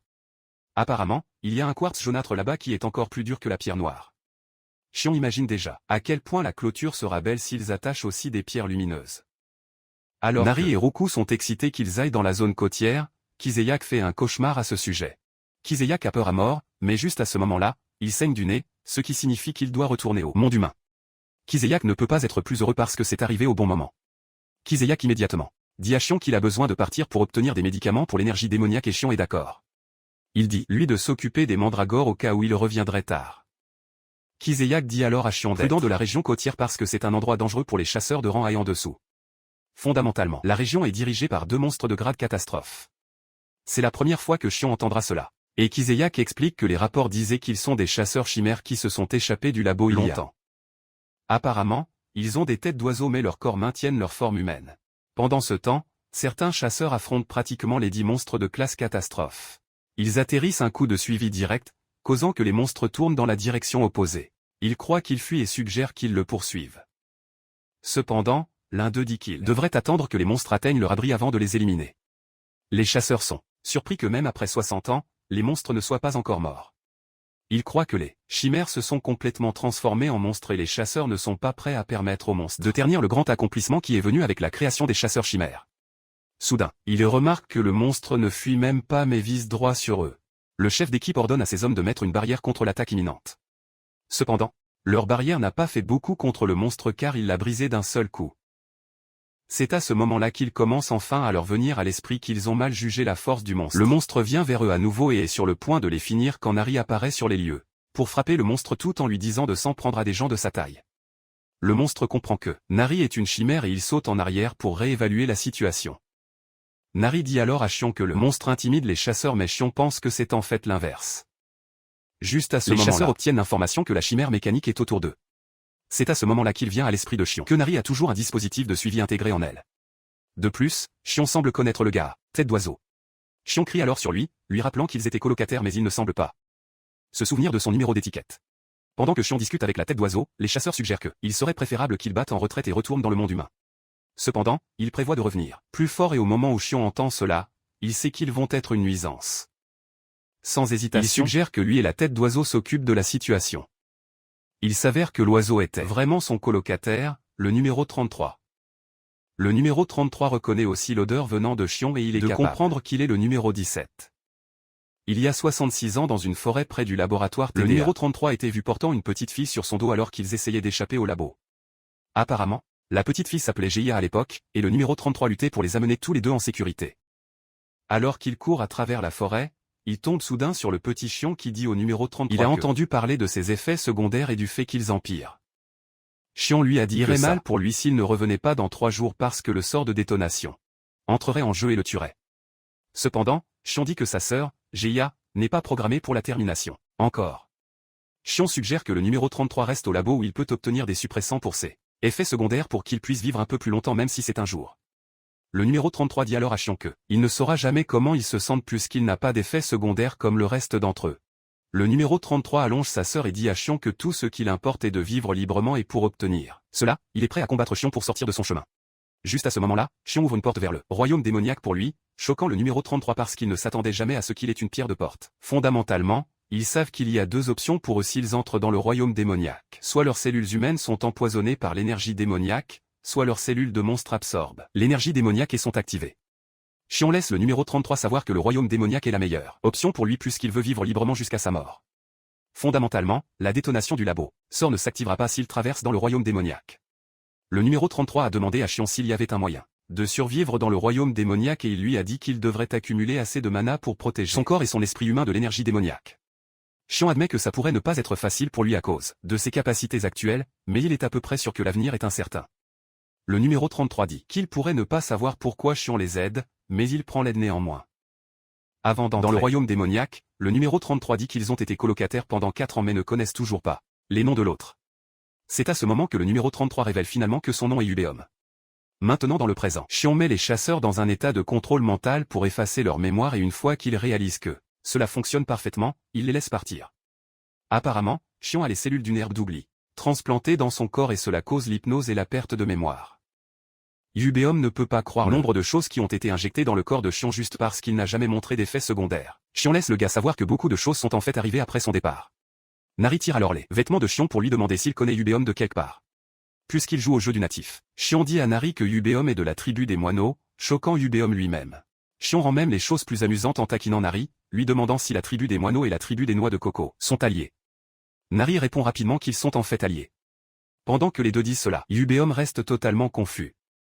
Juste à ce moment-là, Nari baisse la tête pour s'excuser auprès de Xion, qu'elle l'a attaqué parce qu'elle pensait qu'il était une mauvaise personne. Nari commence immédiatement à se plaindre de la faim et Xion demande à Yubeom s'il a de la nourriture chez lui.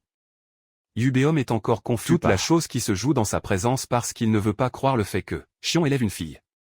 Momentanément, Yubeom emmène le groupe à sa maison, qui est construite comme un vrai nid d'oiseaux. Xion félicite Yubeom, lui disant qu'il a en fait très bien construit sa maison. Yubeom sort alors une assiette de palourdes grillées qu'il a faite, auquel il a même ajouté de la noix de beurre démoniaque aussi. Rien qu'en la regardant, elle a l'air délicieuse déjà et au moment où Yubeom et Nari la goûtent, ils se retrouvent au paradis de la nourriture. Même Xion admet que la nourriture a vraiment bon goût. Même la mousse rouge que Yubeom y a ajoutée. Yubeom est fier de sa cuisine car il a mentionné que la mousse rouge est un assaisonnement tout usage. Yubeom est sur le point de leur dire de manger lentement quand il entend Nari crier pour plus. Yubeom manque de s'évanouir d'une crise cardiaque parce qu'il est à court des ingrédients. Puisque Nari a tellement aimé la nourriture, elle a offert d'aller attraper des palourdes pour que Yubeom puisse refaire le plat. Yubeom mentionne alors que ça pourrait être un peu dangereux pour elle d'attraper les palourdes, mais Nari s'enfuit, promettant d'en attraper autant qu'elle peut parce qu'elle veut manger à satiété. Pendant que les enfants sont partis, les aînés sont laissés pour discuter des conséquences de son départ. Yubeom est impressionné quand il entend que Xion est en fait revenu à la vie grâce à les cellules d'immortalité en lui. Yubeom demande alors à Xion s'il prévoit de retourner au laboratoire. Xion avoue que parfois il en a en fait envie, mais il pense qu'il a déjà une bonne vie, donc il n'a pas besoin de se précipiter. Xion demande alors à Yubeom s'il prévoit de se venger aussi. Yubeom mentionne alors que les sorts dans le corps de Xion pourraient avoir disparu après qu'il est revenu à la vie, mais la même chose ne peut pas être dite pour eux. Pour eux, ils ont toujours les sorts de détonation dans leur corps. Yubeom est à peu près sûr qu'ils vont exploser au moment où ils retourneront dans le monde humain. Xion remarque que Yubeom peut contrôler ses ailes, mais il lui demande à propos de sa tête, et si elle est jamais retournée à la normale. Yubeom mentionne alors qu'il peut, en fait la changer en arrière, mais il la garde intentionnellement comme elle est. Apparemment, le visage de sa sœur a changé, et s'il a l'air normal, sa sœur se sentira définitivement mal. Juste à ce moment-là, Xion demande à Yubeom une question délicate, qui est s'il sait qu'il ne lui reste qu'un mois à vivre. Yubeom n'est pas surpris par cela parce qu'il le sait déjà aussi. Yubeom admet que c'était dur quand il est arrivé dans le royaume démoniaque, et il a dû rassembler du mana juste pour survivre. Plus tard, il a senti que son mana et son énergie démoniaque étaient au même niveau, et à cause de cela, Yubeom était en paix pendant longtemps. Cependant, quelque chose de terrible est arrivé il n'y a pas si longtemps. Le trou de mana de Gia s'est emmêlé et son énergie démoniaque a commencé à devenir incontrôlable. Yubeom dit qu'il a essayé de le forcer à s'ouvrir, mais cela a endommagé son propre trou de mana dans le processus. Yubeom dit qu'il l'a géré, mais Gia a dormi parce qu'elle préfère manger des fruits avec un poison en dormant. Xion comprend que Gia met intentionnellement elle-même dans un état de coma pour ralentir l'énergie démoniaque qui ravage son système. Juste à ce moment-là, il vient à l'esprit de Xion qu'il y a une potion qui peut être faite avec de la mandragore pour guérir le trou de mana. Xion comprend que Yubeom ne le savait pas, c'est pourquoi il ne l'a pas fait. Pendant ce temps, Gia a un moment difficile dans la grotte où elle se cache. Yubeom est finalement choqué quand il apprend que lui et Gia peuvent vivre. Xion ne blâme pas l'ignorance de Yubeom parce que lui-même ne savait tout, que parce qu'il a étudié la pharmacologie au labo depuis l'âge de 15 ans. Xion lui dit que tout ce dont il a besoin est de boire de l'eau raffinée d'un trou de mana, infusée avec les racines restantes d'une mandragore. Xion a toujours pensé que les restes étaient insignifiants, mais ils ont en fait absorbé l'énergie démoniaque sous terre, puis ont germé en de nouvelles entités, se multipliant même en plus. C'est fondamentalement une source de vitalité en soi. À cause de cela, toute eau raffinée faite à partir de ces racines restantes montre des effets remarquables dans la régénération des trous de mana. Xion n'a jamais pensé que cela lui serait utile, mais il est reconnaissant. Il élève en fait des mandragores. Xion dit alors à Yubeom qu'il partira pour lui en chercher. Yubeom est choqué d'entendre que Xion est prêt à aller au royaume humain pour obtenir de l'eau raffinée. Xion souligne le fait évident que Yubeom ne peut pas y aller à cause de la malédiction sur lui, c'est pourquoi il doit être celui qui y va. Cependant, il exhorte Yubeom à garder un œil sur Nari et Roku pendant son absence. Puisque l'alchimiste qui fera l'eau raffinée demandera un paiement, Xion demande à Yubeom s'il a de l'argent, mais il dit non. Cependant, il a une charge des autres choses qu'il a collectées auprès des chasseurs. Xion prend les objets et assure à Yubeom qu'ils seront suffisants pour ce qu'il veut. Xion se dirige vers le royaume humain, et il rencontre Bonsu pour lui dire qu'il a besoin d'un alchimiste. Heureusement, Bonsu est devenu un guide respectable, et il dit à Xion à propos d'une branche de l'alchimie qui a ouvert dans les bidonvilles. Il prévoit de mener Xion là-bas, puisque c'est leur meilleure chance de trouver ce dont il a besoin. Xion remarque que Bonsu porte des sacs de sable sur ses bras et ses jambes, et il lui demande pourquoi.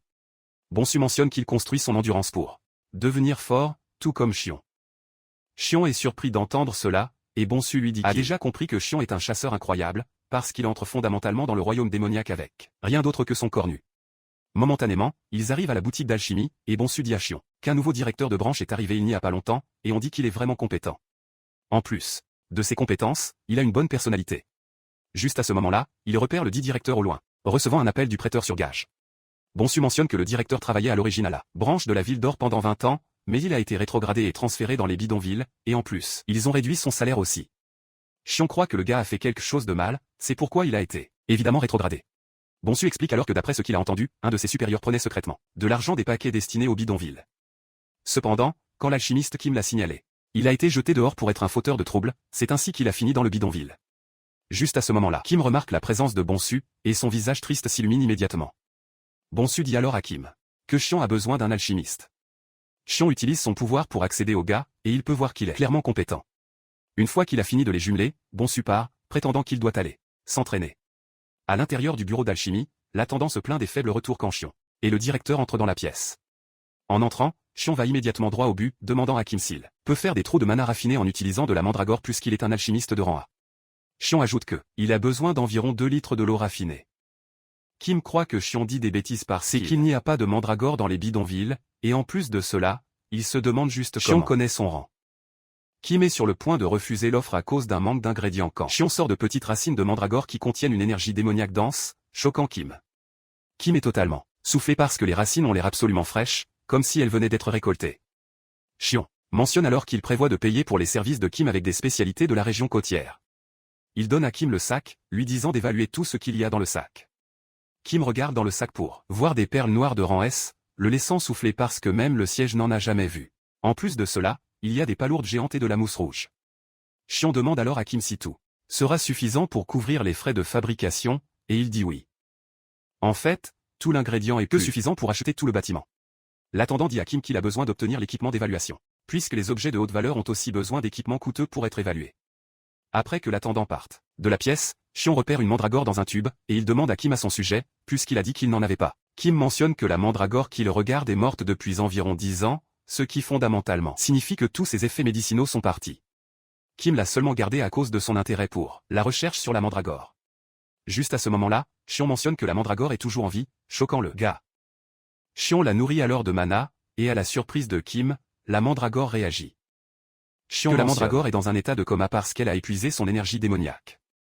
Kim ne veut pas croire ce qui se passe parce qu'il a nourri la mandragore avec beaucoup de mana lui-même. Juste à ce moment-là, le patron maléfique de Kim, entre dans la pièce, et il ne perd pas de temps à se moquer de Kim et de son bureau poubelle. Kim est surpris de voir l'homme là, et il lui demande pourquoi il est venu dans les bidonvilles. On mentionne alors qu'il a reçu un rapport que quelque chose de bon vient d'entrer dans le labo, c'est pourquoi il est venu. Kim est surpris d'entendre cela, le laissant se demander si son assistant a déjà contacté et on parle de ses subordonnés, un ensemble de jumeaux, qui sont des utilisateurs de capacité. On se tourne alors vers Xion pour se présenter comme Anjijang, le directeur de l'association d'alchimie. Il veut que Xion vienne avec lui à la ville d'Or, et il promet de s'occuper de lui, et continue en disant qu'il est prêt à donner à Xion un contrat exclusif, qu'il n'obtiendra jamais de Kim. Xion demande alors à propos de la verrue sur son nez parce qu'il veut connaître sa relation avec un Bugdiok. On rit fort quand il entend cela, et il révèle que Bugdiok est son grand-père. Xion peut clairement voir la ressemblance poubelle entre deux parce que Bugdiok était la personne en charge des expériences qui l'ont fait devenir une chimère. C'était un scientifique poubelle qui ne se souciait jamais des enfants, et il avait même une verrue sur son nez tout comme son petit-fils. Au moment où Xion confirme qu'ils sont similaires, Xion frappe avec tellement d'aura qu'il tombe à genoux. Xion parle de sa déception qu'on soit juste. Comme son grand-père poubelle qui est une personne avide et ivre de pouvoir. On est vraiment confus. Et Xion décide qu'il a une question simple, qui déterminera s'il vit ou meurt. Avec tellement de fureur dans ses yeux, Xion demande à si le laboratoire TDA existe toujours et on répond qu'il n'a aucune idée de ce dont Xion parle, laissant Xion lui demander à nouveau s'il ne sait vraiment pas à propos du laboratoire de recherche sur les chimères où Bugdiok a travaillé en tant que chercheur senior. Kim se cache derrière quelque chose, et il est surpris d'entendre que Bugdiok, qui a remporté le prix de la paix, a en fait travaillé dans un laboratoire illégal. Toujours sur le sol, on réprimande Xion, lui disant de ne pas saler le nom de son père parce qu'il a travaillé dur pour nourrir la prochaine génération à l'université. Même après avoir pris sa retraite, il a fait don de toute sa fortune aux familles des victimes de la porte, ce qui lui a valu le prix de la paix. Xion comprend que Bokeyok a décidé de faire une repentance publique. Après avoir tué tant de personnes dans l'ombre. Xion s'attendait à ce qu'il soit toujours en vie. Puisqu'il était un éveillé, mais il est mort si rapidement. Xion demande alors si c'était un effet secondaire de être tombé d'une fenêtre, et cela choque parce que l'incident n'était pas connu du public. Et on est curieux à ce sujet, et Xion mentionne que c'est lui qui a poussé Bugdiok de la fenêtre parce qu'il a transformé des enfants kidnappés en chimères. Il a menacé de les pousser dans une porte. Mais Xion a agi en premier, et il a poussé le gars de la fenêtre. Xion dit alors à Hank va lui donner une seule chance. Il veut qu'on retourne et enquête sur le laboratoire de recherche TDA. Xion laisse on savoir qu'il sera là pour le trouver quand le moment sera venu. Xion est surpris qu'il ait rencontré la progéniture de Bugdiok dans les bidonvilles. Il se souvient comment ils l'ont soumis à l'expérience douloureuse quand il avait 9 ans, et les parties de monstres ont commencé à se montrer sur son corps dans la vingtaine. À partir de ce moment, il ne se souvient vraiment pas de ce qui s'est passé. Il comprend qu'il suivait fondamentalement les ordres et les instincts sans pouvoir penser par lui-même. Il lui vient soudain à l'esprit que le nom du labo pourrait avoir changé parce que ça fait longtemps. Peu de temps après, Kim revient de son labo avec l'eau raffinée qu'il veut. Xion est impressionné qu'il ait été très rapide, même s'il est un alchimiste de rang A. Kim révèle que les ingrédients étaient si bons que tout s'est bien passé. Juste à ce moment-là, Xion demande à Kim s'il serait prêt à signer un contrat personnel avec lui, et il promet de donner lui les ingrédients restants. Kim est choqué quand il entend Xion lui offrir un contrat exclusif en plus des ingrédients coûteux qu'il a. Des larmes de joie commencent à tomber de ses yeux quand Kim entend cela, laissant Xion confus car il pense avoir offert au gars une mauvaise affaire. Kim mentionne alors qu'il était à l'origine des bidonvilles, et quand il était jeune, ses parents ont pris des massifs. Il a promis qu'il le rembourserait, mais peu importe à quel point il a essayé, il était toujours coincé au même endroit. Ce que Xion vient de faire pour lui est considéré comme la plus grande gentillesse, le laissant se demander combien il peut le rembourser. Xion ne peut pas croire que est déjà en train de penser à le rembourser. Xion dit alors à Kim que tout ce qu'il veut, c'est qu'ils continuent à travailler ensemble. Xion sait qu'il y aura encore des choses dont il aura besoin de Kim à l'avenir. Puisque ses affaires sont terminées, il comprend qu'il est temps de retourner, mais il espère que rien n'est mal arrivé en son absence. Juste comme il le craignait, Geia était devenu incontrôlable et avait battu Yubeom. Même en se faisant battre, Yubeom était déterminé à tenir sa promesse de garder les enfants en sécurité. Yubeom décide finalement d'engager sa sœur dans une bataille féroce, et il se précipite vers elle à grande vitesse. Il la frappe au sol, mais soudain une barrière étrange la couvre. Yubeom se demande presque ce qui se passe quand il réalise finalement que Xion était celui qui a mis une couverture de méduse sur elle pour la restreindre. Tout le monde est soulagé avec l'arrivée de Xion, et Yubeom lui demande s'il a eu le médicament. Xion l'assure qu'il l'a avec lui. Il dit à Geia de donner une bouteille et de prendre l'autre pour lui-même. Après avoir bu le médicament, Geia se calme, et elle se réveille plus tard dans la nuit avec Nari dormant à côté d'elle. Geia se lève, pensant que c'est un rêve jusqu'à ce qu'elle voie Yubeom et Xion assis ensemble près du feu. Quand Xion se retourne pour regarder Geia, elle manque de s'évanouir alors qu'elle crie en demandant à Xion qui il est. Le cri de Geia réveille Nari de son sommeil, et elle ne perd pas de temps à agir amicalement avec Yubeom. Elle dit alors à Geia de vérifier son trou de mana, et quand elle le fait, elle réalise qu'il est complètement guéri. En plus de cela, son visage est retourné à la normale. Geia est soufflée par cela, et elle demande à Yubeom où il a trouvé les gens à leur maison. Yubeom est surpris qu'elle ne reconnaisse pas Xion quand c'est elle qui a pleuré pour le voir. Yubeom comprend que ça fait longtemps, c'est pourquoi elle ne le reconnaît pas. Cependant, après un bon regard, Geia finalement réalise que Xion est le numéro 17. Elle court vers son frère pour confirmer si elle regarde vraiment le numéro 17, et il dit oui. Au lieu d'agir amicalement, Xion décide de l'ignorer en demandant s'il n'y a plus de mousse rouge. Yubeom répond qu'il n'y a plus de mousse rouge, mais Geia est pas surprise parce que Xion était toujours la personne la moins empathique avec de l'empathie. Néanmoins, elle enlève son masque pour remercier Xion pour tout ce qu'il a fait jusqu'à présent. Soudain, Nari remarque quelque chose qui scintille dans la mer, et Geia explique que c'est une fée de la mer. Apparemment, ce sont fondamentalement des hippocampes qui vivent profondément dans la mer, mais Geia et Yubeom leur ont donné le surnom de fée de la mer parce qu'ils ressemblent à des fées quand ils jouent avec eux. Apparemment, les hippocampes ne sortent que la nuit et retournent quand le soleil se lève. Geia révèle que s'ils suivent les fées de la mer, ils peuvent trouver un quartz jaune lumineux. C'est à ce moment-là que Xion a totalement oublié son objectif principal. Xion demande alors quand le soleil se lèvera, et Geia dit qu'il sortira très bientôt. Puisque c'est le cas, Xion décide qu'il a besoin d'aller nager. Pendant ce temps, à l'extérieur, les scientifiques ont enregistré le dernier emplacement connu de la chimère mécanique comme étant la région côtière. Les scientifiques ont une réunion quand on appelle Niondo, lui demandant s'il sait quelque chose sur le laboratoire TDA. Niondo dit qu'il n'a pas entendu parler du labo, et on mentionne que c'était un laboratoire illégal qui était dirigé il y a longtemps. Niondo essaie de dire à Hank que le laboratoire de recherche Ambi ne fait pas le genre de choses qu'il cherche. Niondo mentionne que Bugduke lui a toujours dit d'être un chercheur honnête et intègre. Après l'appel, Niondo commence à se demander comment on a su pour le laboratoire illégal. Momentanément, un de ses attendants entre dans la pièce, lui disant qu'ils ont réussi à créer une mandragore en métal liquide. Niondo est content de sa nouvelle création parce que les mandragores sont tout à fait exceptionnelles en matière de parenté. Il est content d'avoir laissé un peu de métal liquide derrière. Il est à peu près sûr que la mandragore en métal ira après Nari et sera capable de la trouver rapidement. Il ordonne alors qu'il triple la prime sur Nari et engage aussi tous les chasseurs de classe A. Il est désespéré de trouver Nari peu importe quoi parce qu'il la considère comme son chef-d'œuvre de vie. De retour dans le royaume démoniaque, Ubéum se tient devant la mer et se souvient de la conversation qu'il a eue avec Xion à propos du quartz. Apparemment, Xion lui avait dit qu'il voulait l'utiliser pour sa maison, choquant Ubéum. Ubéum réalise que Xion a passé un bon moment dans le royaume démoniaque. Xion demande alors à Ubéum s'il aimerait visiter le monde humain et Ubéum dit qu'il est pas entièrement curieux, mais il aimerait voir comment les choses ont changé. Xion lui a alors dit pourrait en fait l'aider à se débarrasser de la malédiction sur son corps. Ubéum est curieux à ce sujet et Xion dit à Ubéum à propos de l'alchimiste, disant que Kim est assez compétent. Xion dit qu'il veut que Kim recherche les sorts, mais il exhorte Ubéum à ne pas se faire trop d'espoir. Ubéum commence à pleurer en demandant à Xion pourquoi il les aide toujours quand ils n'ont jamais rien fait pour lui auparavant. Xion révèle que regarder les frères et sœurs l'impressionne et lui fait se demander s'il y a quelque chose de plus important que survivre. Xion dit qu'en aidant Ubéum et sa sœur, il croit qu'il va trouver une réponse. Maintenant debout devant la mer claire, sa sœur apparaît soudainement au loin, lui jette une corde en lui disant de la tirer. Sans savoir ce que c'est, Ubéum tire mais réalise que c'est en fait très lourd. Ubéum utilise toute sa force pour tirer fort et il réussit à tirer l'objet lourd hors de l'eau. Il s'avère que c'est une grande quantité de quartz. Ubéum est absolument soufflé quand il voit cela car il ne peut pas croire que Xion et son équipe ont miné quelque chose d'aussi grand. Nari et Xion se sont amusés à nager dans l'eau tout en minant le quartz. Quand ils sont arrivés au palais des fées de la mer, c'était absolument magnifique, juste comme un palais jaune. Nari dit à Xion qu'elle aimerait qu'il visite le palais une autre fois. À cause du nombre de pierres, Ubéum demande à Xion comment il prévoit de les déplacer vers sa maison. Xion dit alors qu'il devra commencer à penser à cela. Soudain, il repère un oiseau à bec de perroquet volant au-dessus d'eux. Il se demande pourquoi un oiseau qui se déplace généralement en troupeau vole soudainement en solo. Nari est soufflée par la vue du perroquet.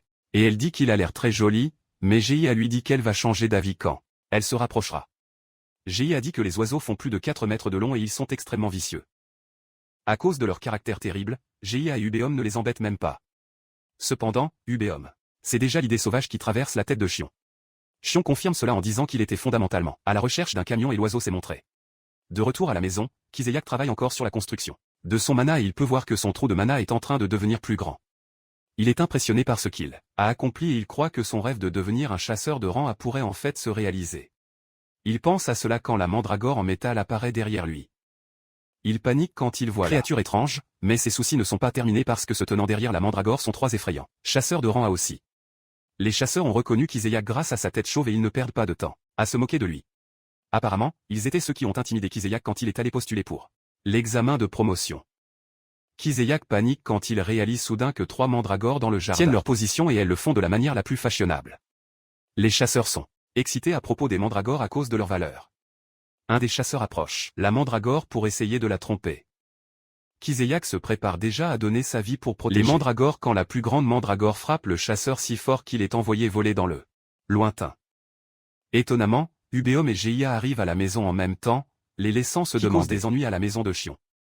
Apparemment, les deux étaient partis devant Xion pour arriver à sa maison parce que l'oiseau à bec de perroquet volait si lentement grâce à Xion le battant tout en essayant de le dompter.